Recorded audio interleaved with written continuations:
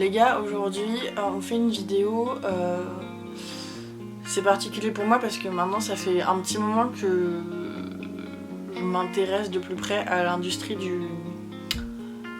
de l'influence, etc. Et en fait, je trouve qu'on essaye trop, dans ce secteur-là en tout cas, on essaye trop de rendre les choses inaccessibles en fait. Et donc par exemple, ça passe par l'apparence, rendre tout parfait, particulièrement sur Insta en fait, on essaye toujours d'avoir la photo parfaite, avec la luminosité parfaite, avec la bonne caméra, le bon portable, le bon angle, enfin... Et je trouve ça dommage en fait, parce que l'intérêt de ce milieu-là, c'est qu'on peut avoir une influence sur ce que les gens pensent en fait. Ouais, en fait c'est ça, c'est que l'intérêt de ce milieu, c'est qu'on a une influence et qu'une personne qui a une communauté plus ou moins importante va permettre de faire changer les choses en fait, tout simplement. Bref, tout ce blabla pour dire que aujourd'hui on est là pour parler d'acné, de texture de peau, d'imperfection. Et on va parler de ça aujourd'hui parce que moi c'est un sujet qui me tient à cœur. Je vais vous expliquer un petit peu mon parcours avec l'acné, mais ça fait longtemps maintenant que je vis avec. Et depuis que je suis sur Insta, c'est compliqué en fait d'allier maquillage et texture de peau, imperfection, acné, etc. En fait, peut-être qu'il y a certains d'entre vous, peut-être toi, là, tout de suite maintenant, qui est en train de regarder, qui a des problèmes de peau, qui complexent peut-être. Et en fait, moi j'aimerais vous encourager, et m'encourager aussi par la même occasion, avoir un peu de soutien, à ne plus faire de l'acné un complexe en fait. D'abord je vais un petit peu vous expliquer mon expérience avec l'acné. J'ai commencé à avoir de l'acné, je dirais, quand je suis rentrée au collège. Ouais. Donc en 6ème, donc moi j'avais 10 ans pour le coup. Et dès la 6ème en fait j'ai commencé à avoir de l'acné. Ça a commencé par le front. Voilà, donc c'est resté un bon moment sur mon front. Et au fur et à mesure des années, l'acné a commencé à descendre au niveau de mon visage. Donc j'en ai eu sur le nez. Et je dirais à partir de la 3ème, ça a commencé à descendre au niveau de mes joues. En fait, ouais, je dirais que la période où j'ai été au collège, c'est là que ça a commencé à déclencher des complexes, on va dire. Parce que le collège, c'est là qu'on commence à... La vie des autres commence à avoir de l'importance. Et donc moi je me souviens très bien des copines de l'époque qui me disaient mais ça te dérange pas d'avoir des boutons, ça fait pas bizarre, machin, enfin voilà, ce genre de choses. Des petites réflexions, mais tu commences à te poser des questions, du coup tu te dis ah mais oui c'est bizarre, et tu te demandes aussi pourquoi les autres en ont pas forcément, tu vois.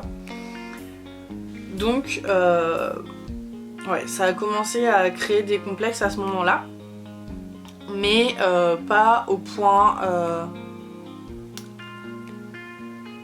Mais ça restait encore léger et superficiel. Je me disais que de toute manière ça allait disparaître avec le temps, que c'était un mauvais moment à passer et que de toute manière ces personnes elles allaient probablement pas rester longtemps dans ma vie et que enfin, je m'en foutais en fait. Clairement je m'en foutais. Pour l'époque du lycée, c'est là que j'ai commencé à avoir de l'acné un petit peu plus sévère. Parce que bon déjà à l'époque du lycée, j'avais plus d'hormones, j'avais mes règles, enfin voilà, j'étais à fond dans la puberté. Et donc c'est là que l'acné plus sévère s'est déclenché. Et c'est là que ça a commencé à devenir un peu plus gênant pour moi.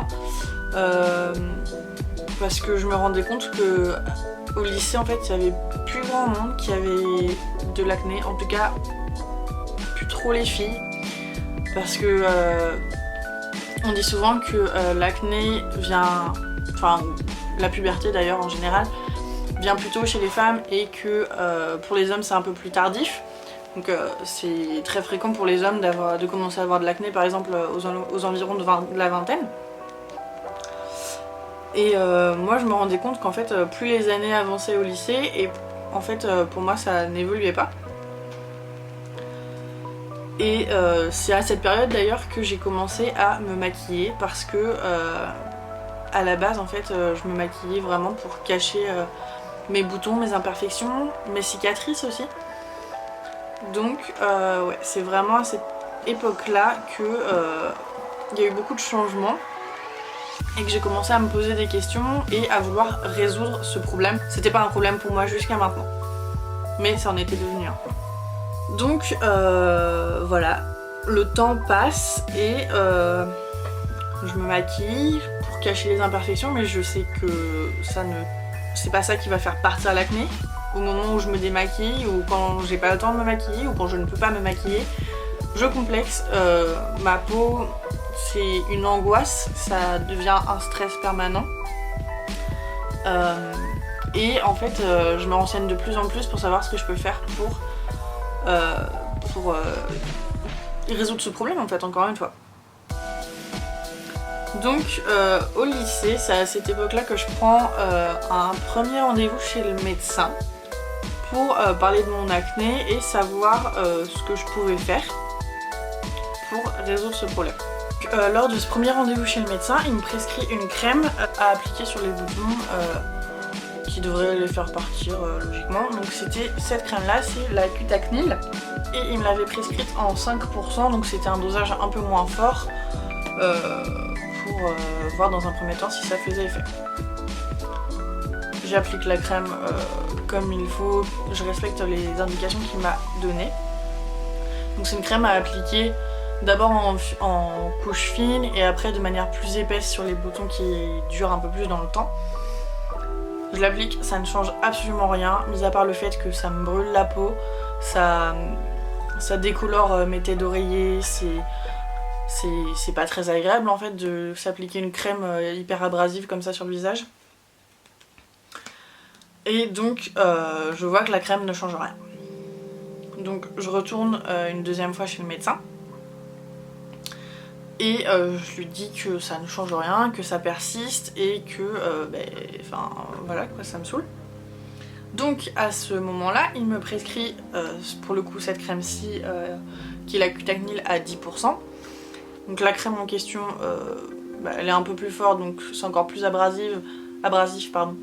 Mais je constate pas de changement. Et suite à un autre rendez-vous, il me prescrit du zinc sous forme de sachet et que ça avait fait effet sur ma peau.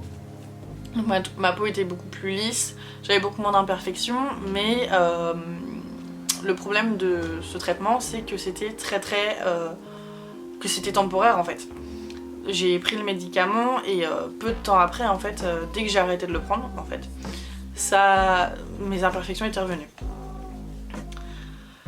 Donc j'ai un petit peu baissé les bras à cette époque là et j'ai décidé de camoufler en fait mes imperfections en attendant de trouver une autre solution. À côté de ça, je me renseigne, je regarde des vidéos, je lis des témoignages, voilà, j'essaye de me renseigner un maximum pour comprendre d'où vient mon acné et savoir comment ça se fait que ça dure en fait. Pourquoi c'est pas un truc temporaire comme pour la plupart, c'est ce que je pensais, des personnes et pourquoi moi ça dure, qu'est-ce que je fais de mal en fait. Il faut savoir que depuis je dirais le début du lycée en fait, depuis que c'est un problème mon acné en fait, je fais tout pour nettoyer mon visage aussi bien que possible. J'applique des crèmes, j'hydrate au maximum ma peau parce que j'ai lu que par exemple si la peau était déshydratée ça pouvait créer des imperfections, des problèmes. Je fais des gommages, je teste plusieurs trucs, je fais des gommages régulièrement ou de manière très espacée pour voir pour comprendre les besoins de ma peau en fait tout simplement. J'essaye tout type de nettoyant en pharmacie, en supermarché, sachant que Quand t'es au lycée, t'as pas forcément les moyens, donc c'est un peu compliqué de tester un maximum de produits pour savoir ce qui nous convient le mieux. Mais je teste des trucs de supermarché, des trucs de pharmacie, parapharmacie. J'essaye les savons qui sont recommandés au maximum. Donc la gamme Aven, je savais que c'était ce qu'il y avait de mieux entre guillemets pour ma peau. Mais rien n'y change, j'ai l'impression que à chaque fois c'est pareil en fait. Et les crèmes défilent en fait, c'est pas compliqué, mon acné me prend toute ma thune. C'est une ruine en fait, je dépense tout mon fric dans des soins pour résoudre un problème que je ne comprends même pas, dont je ne connais même pas la source. Donc voilà, je passe des années et des années à essayer de comprendre mais quels soins peuvent miraculeusement arranger mon acné et la faire disparaître.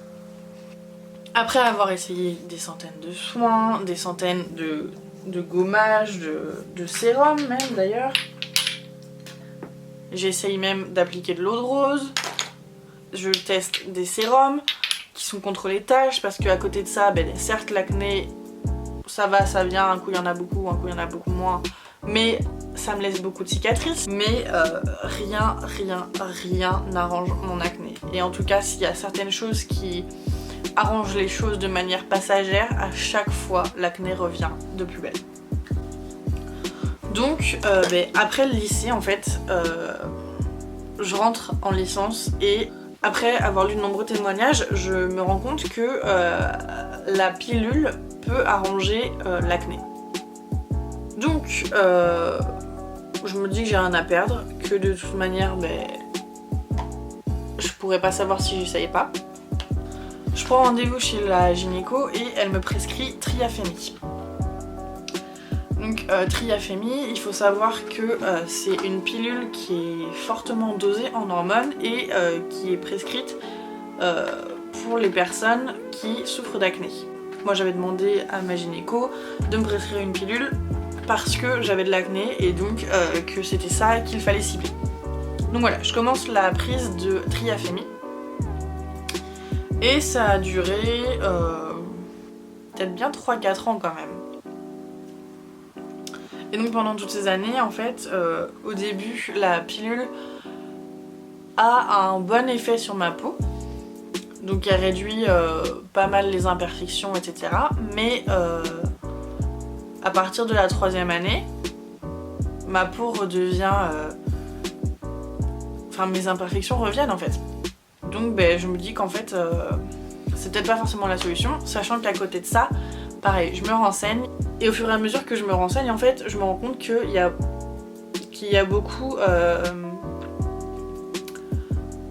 qu'il y a beaucoup d'inconvénients en fait à la prise de la pilule et tout l'effet que les hormones peuvent avoir sur le corps, etc.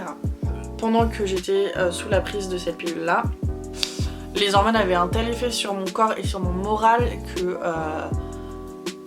que voilà en fait, les états dépressifs, un coup ça va très bien et un coup ça va très mal, on sait pas pourquoi, on s'énerve, enfin les hormones quoi.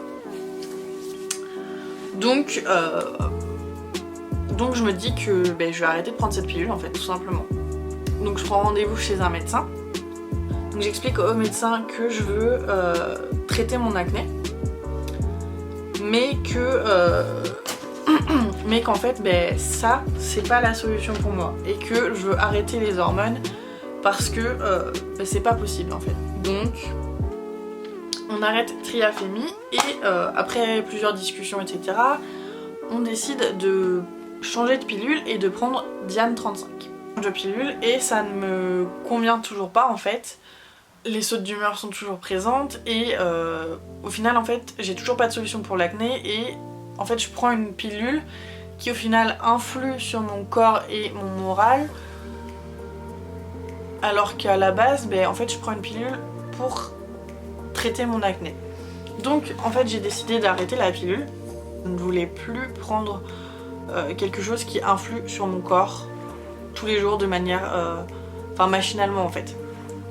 Plusieurs fois pendant mes rendez-vous médicaux et évoqué le fait que mon acné est sévère, que à mon âge en fait, j'ai 22 ans, que à mon âge, mais je devrais, c'est plus de l'acné juvénile en fait, ce n'est plus de l'acné d'ado, c'est de l'acné d'adulte et ça sera comme ça toute ma vie en fait. Donc plusieurs médecins me disent que en fait la seule solution c'est un traitement plus fort et en fait c'est Roaccutane. Ce qu'il faut savoir sur Roaccutane, c'est que c'est un traitement très très fort qui assèche vraiment très très fortement la peau, qui assèche les lèvres, mais qui peut également jouer sur le moral. Et il ne peut pas être prescrit à des personnes ayant fait une dépression ou étant prédisposées, on va dire, aux états dépressifs. Mis à part ça, je vais voir une dermato. La dermato m'a dit que c'était de l'acné microkystique et mais en fait c'est de l'acné hormonal selon moi. C'est vraiment localisé au niveau du bas des joues, au niveau du menton. Et donc une première fois on me prescrit d'autres crèmes, une à appliquer le matin, une à appliquer le soir, machin, toujours pareil à appliquer sur les imperfections, mais ça a jamais d'effet définitif. Et à mon dernier rendez-vous chez le dermato en date, on me dit que le seul traitement définitif qui existe pour faire partir l'acné, c'est Roaccutane. Je refuse de faire Roaccutane. Après être allée à ce rendez-vous chez le dermato, qui m'annonce donc que Roaccutane sera le seul traitement définitif pour traiter l'acné, j'ai réfléchi, j'en parle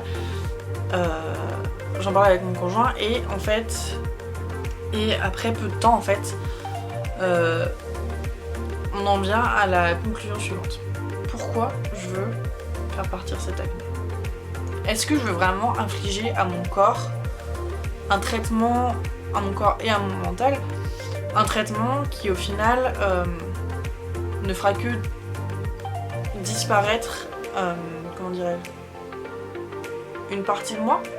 En fait, voilà, maintenant ça fait 12 ans que je vis avec l'acné. Et 12 ans que je complexe, mais pas parce qu'elle me dérange moi, mais qu'elle dérange les autres en fait. C'est des regards, des réflexions,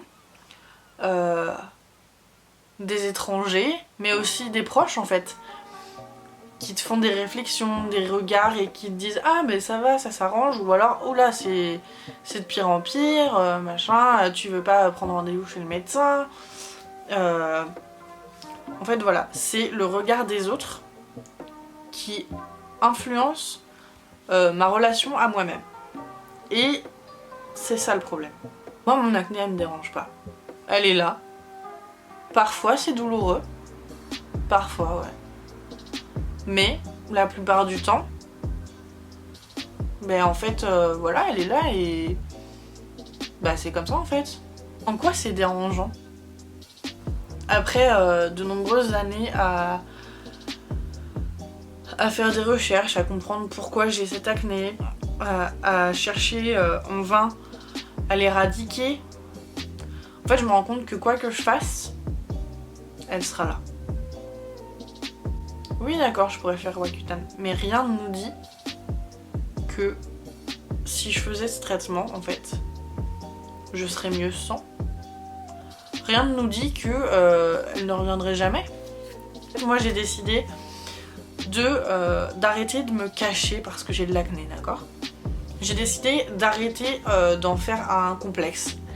J'ai décidé d'arrêter... comment dirais-je? Ouais c'est ça en fait, de devoir me cacher parce que j'ai de l'acné. Qu'est-ce que ça peut bien faire en fait? On pense souvent que l'acné c'est sale, etc. Mais en fait tu peux très bien prendre soin de ta peau, la nettoyer comme il faut, l'hydrater, faire tous les soins du monde et avoir de l'acné. Ouais, j'aurai probablement des imperfections toute ma vie. Oui, il y a des moments où ça va mieux et il y a des moments où ça revient de plus belle. Ouais, j'ai des cicatrices, des trous. J'ai la peau plus ou moins rouge selon les endroits.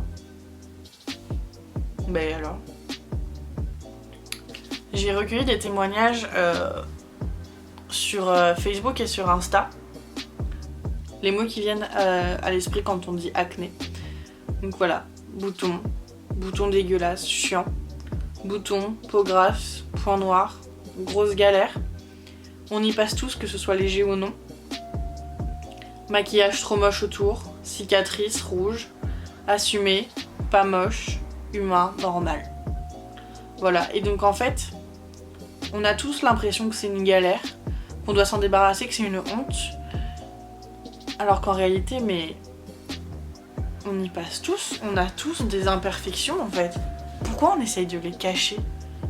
L'acné c'est devenu un complexe pour beaucoup de personnes, alors qu'on en a tous.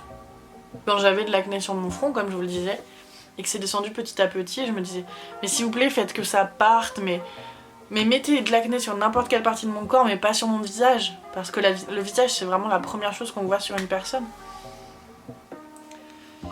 Et en fait, ce que je conclus aussi de ce système médical dans lequel on est, c'est que à aucun moment les médecins m'ont dit que c'était pas grave en fait. Qu'est-ce que ça peut faire en fait que j'ai de l'acné? Alors pourquoi les médecins encouragent toujours à traiter l'acné? Pourquoi on n'encourage pas les gens juste à être bien dans leur peau? En fait, ouais, voilà, je trouve ça dommage que la société actuelle, en fait, ça encourage juste les gens à se moquer de la différence. Pourquoi on cherche toujours à être mieux que tout le monde, en fait? On peut pas juste s'encourager les uns les autres à être bien dans notre peau?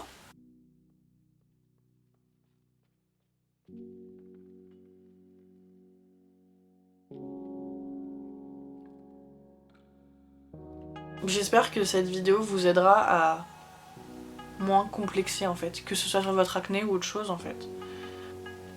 Alors, c'est pas parce que je vous encourage à être fier de votre différence et être fier de votre acné si c'est ça qui vous complexe, qu'il ne faut pas se nettoyer la peau et ne pas l'hydrater, etc. Évidemment.